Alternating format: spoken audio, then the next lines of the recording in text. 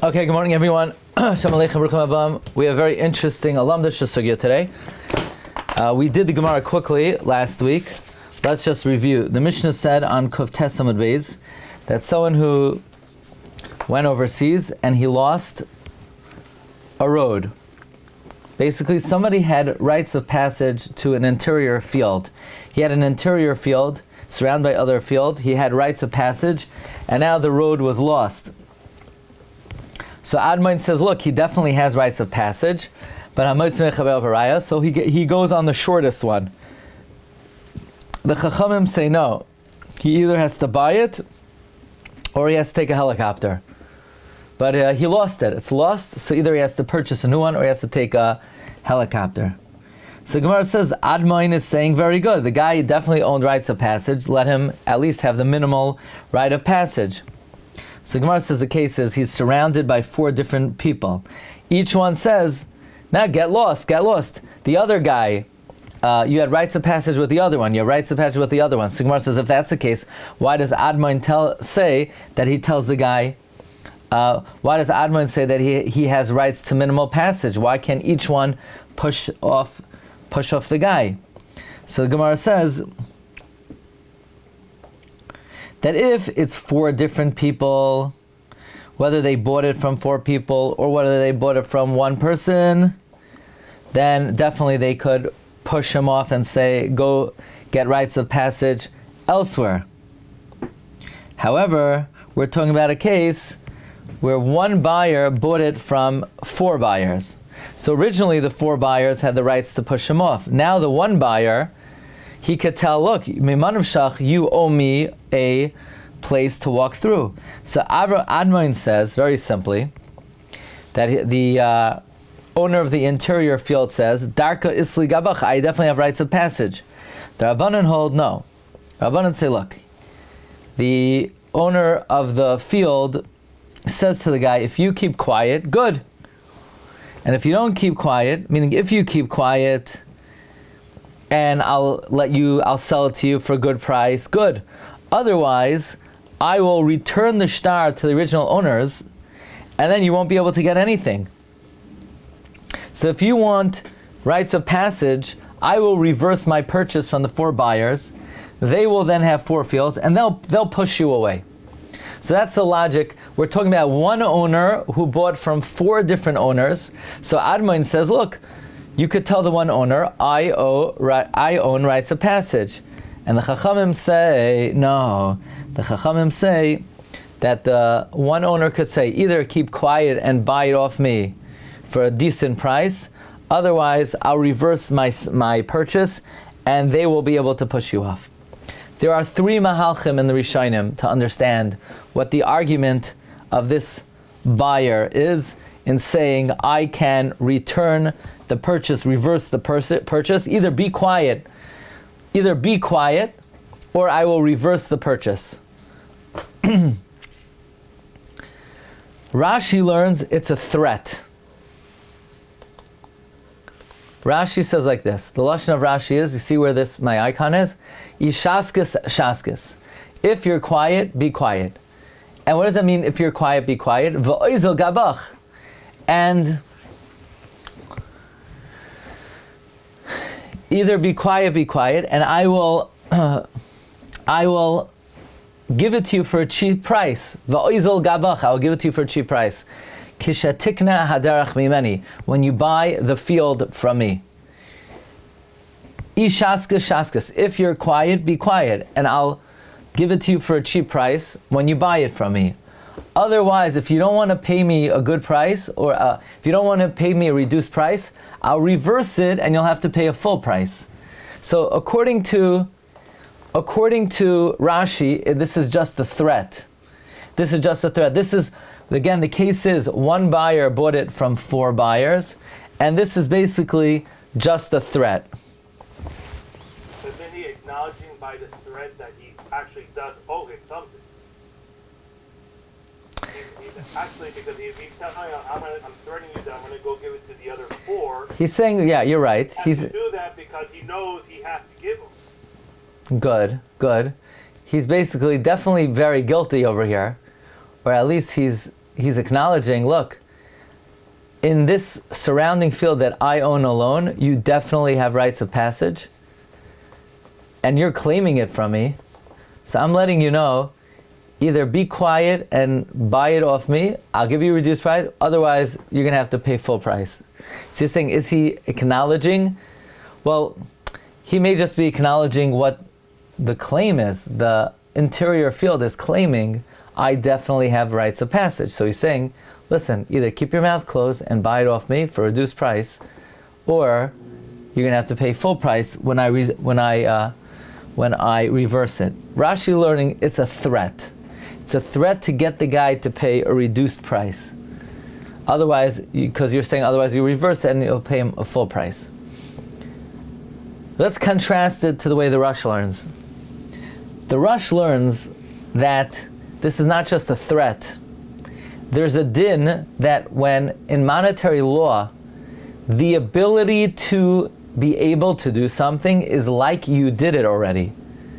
So this is not a threat, buy it for me for cheap. It's not, don't buy it for me cheap. You must buy this off me for full price. Because since I can reverse it, it is as if I did reverse it. Says the Rosh. The Rosh says, Kedamrinam perk basra de ksubas, misha avdolai derech sadeo b'chad da'asi mikaych arba. Someone who lost a road in one b'chad, by one that comes from the koyach of 4, he should buy a road for 100 maneh, or fly in the air. Right? That's the Gemara. The Gemara says somebody who lost a road, and the case is one person bought from 4 people, he either has to pay 100 or fly. Why? Mishum da amar lei ishaskis shaskis v'iloi mahadar nishon l'marayo. Doloi kapirish Rashi, not like Rashi explained, shapirish hasam. Either buy it and I'll give you a cheap price. I guess the Rosh's question is, the Mishnah doesn't say you pay a cheap price. The Mishnah says you pay 100 maneh. 100 maneh is a full price. Here, look in the Pilpula Charifta. You know who wrote the Pilpula Charifta? I think the Tosfos Yomtiv is a commentary on the Rosh. He says if the Mishnah says you pay 100 maneh, mashma kamoisha yirtza moicha. That's mashma, like the seller wants. Like the seller wants. So, not like Rashi learns, either keep your mouth closed and buy it for a reduced price. No. Keep your mouth closed and pay full price. Why? Kol davar sheyach litain, anything someone could claim, paskinon beiki ilu kvar asoy. We consider it as if it was already done. V'chein mashma hachi.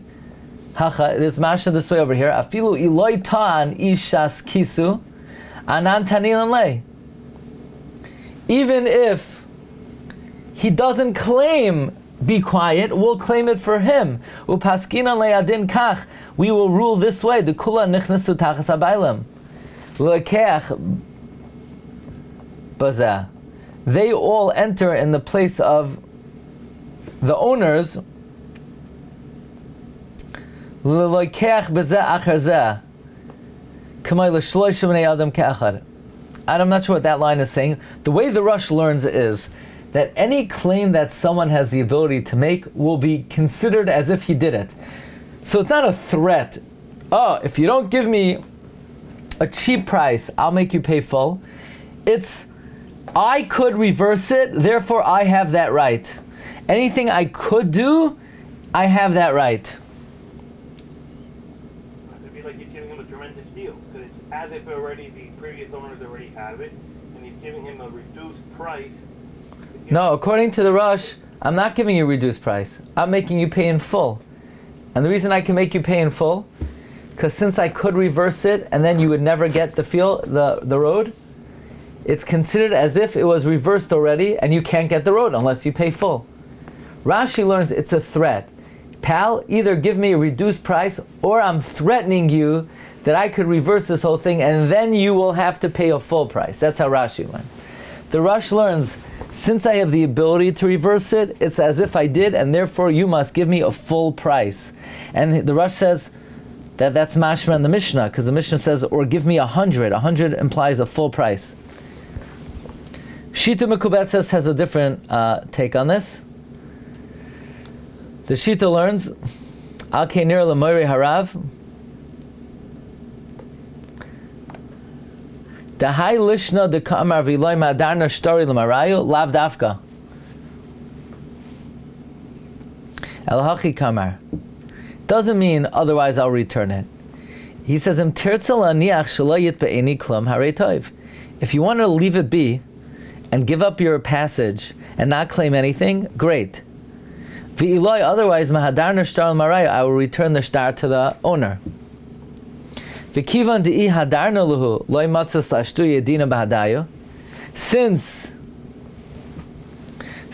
that if he would retract,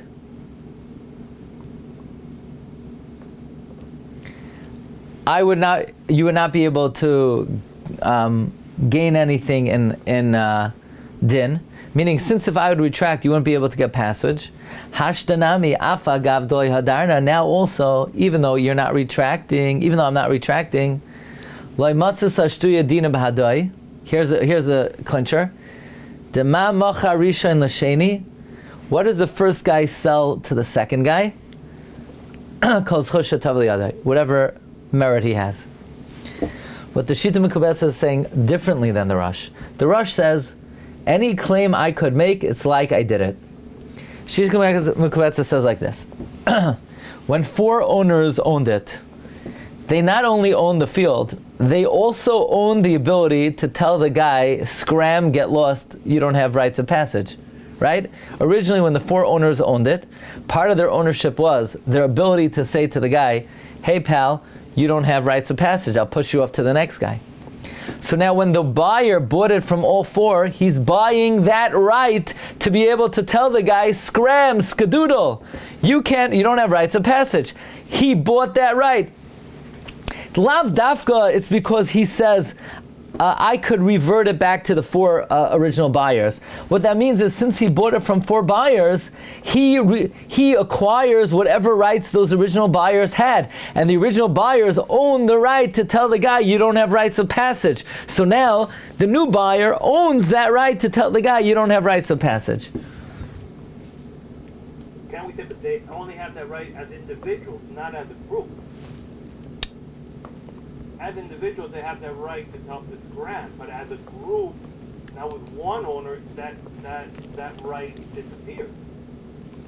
So Mike is asking very good. Did those 4 original owners really have the right to tell the guy to scram? It's only they did individually, but they didn't. But even as a group, could the guy have gone to the 4 of them as a group and say, hey, Mr. Group here, one of you guys owes it to me, you guys decide and let me know who's going to give it? They could say, go get lost, we're not a group. So you're saying, well, that's only because you're not a group, but this guy is a group, so he can't. Even them, you're saying, if they would have been a group, they wouldn't own that right? That's what you ask. That these 4 individuals, if they would have been a group, they didn't own that right. So now that he is a group, he should also not own that right. So that's what I want to end off with. There's a famous question of the Nesivas HaMishpat. And I think it's very similar to what Mike is asking, if it's not mamish exactly what he's asking. Let me say it over. I wasn't 100% sure, but now that the way you asked it, I think this is what his question is. The Nesivas HaMishpat Choshen Mishpat Siman Kuf Memches.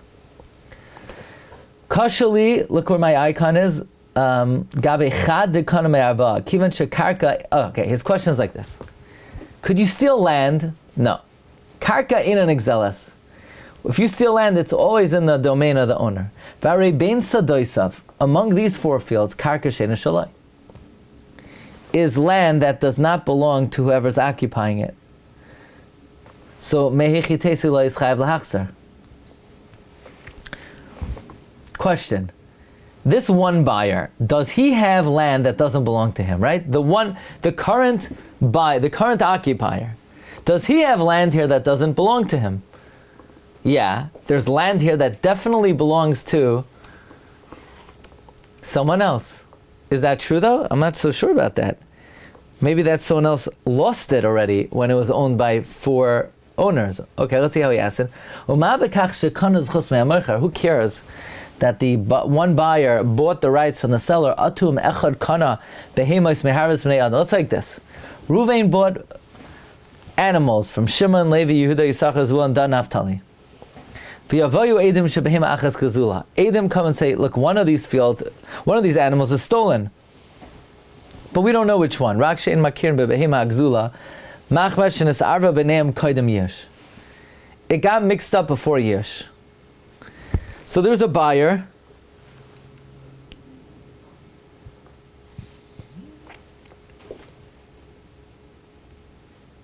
who bought many animals. Echad kana behemoths meharba bnei adam.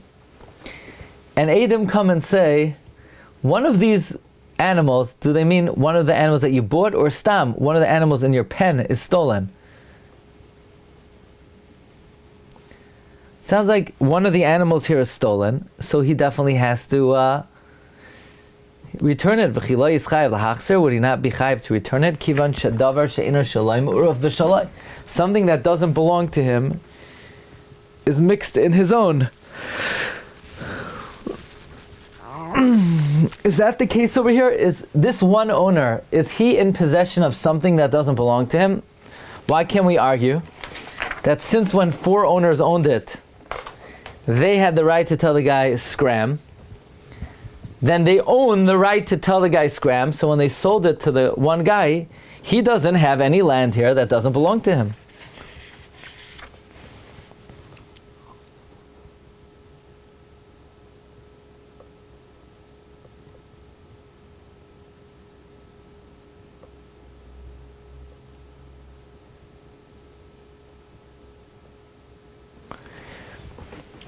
In the booklet here, they bring from Reb Shimon Shkop that anyone who is zoicha b'din as a muchzak, it's not a safek, it's a din that it's yours.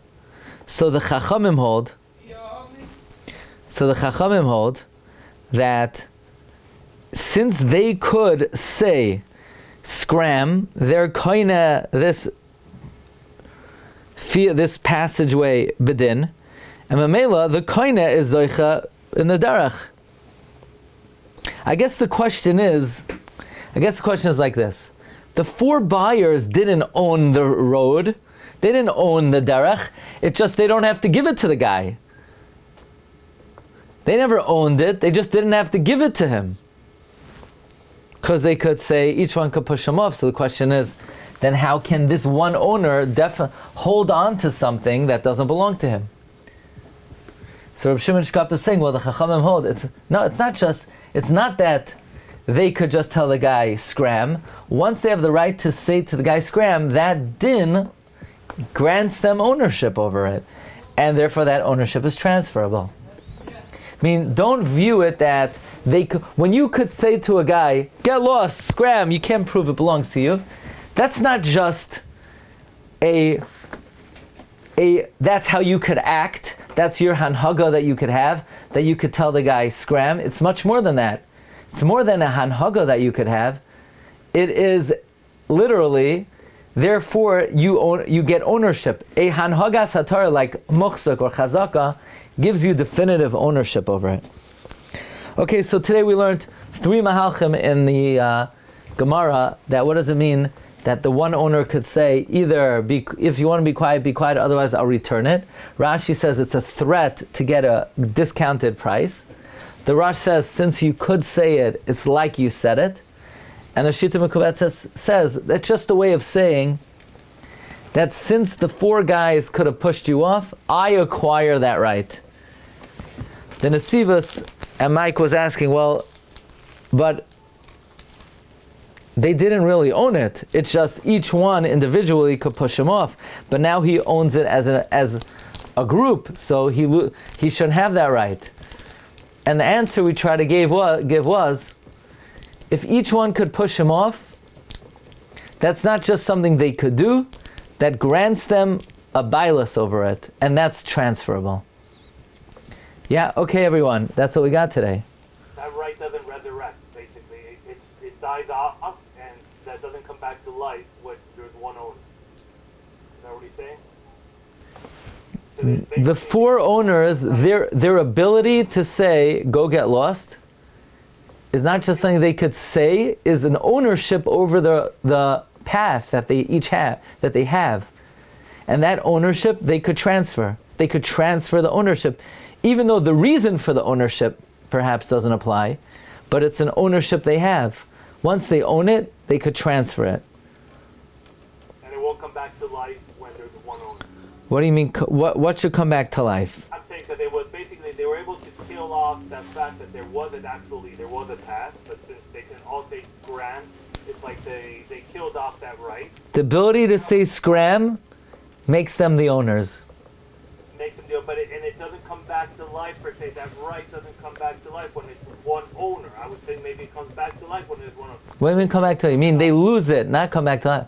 You mean they lose? It doesn't come back. I'm saying it doesn't come back to life when there's one owner. It's gone. You're never going to have that right ever again. The right of the guy who has passage? Right. Like he can never claim that, even though because he lost ownership. He lost from the lashon of the Mishnah. Yeah.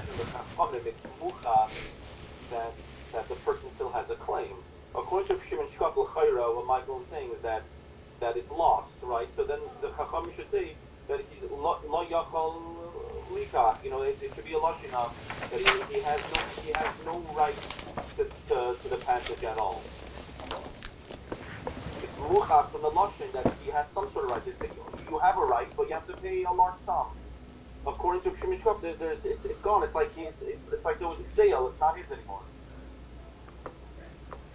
So he would read the Mishnah, Yikno Le'derech Me'amana. Either he pays full price, right?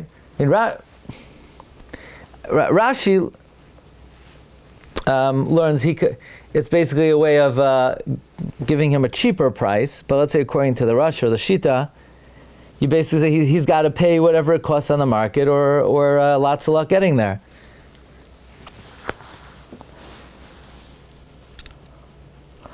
I guess that's the way the Mishnah is saying. You gotta buy it as if you were buying this on the market in the first instance.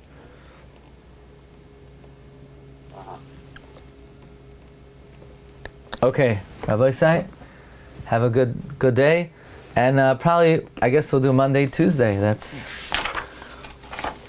So Monday, Tuesday this week is Kuf Yud.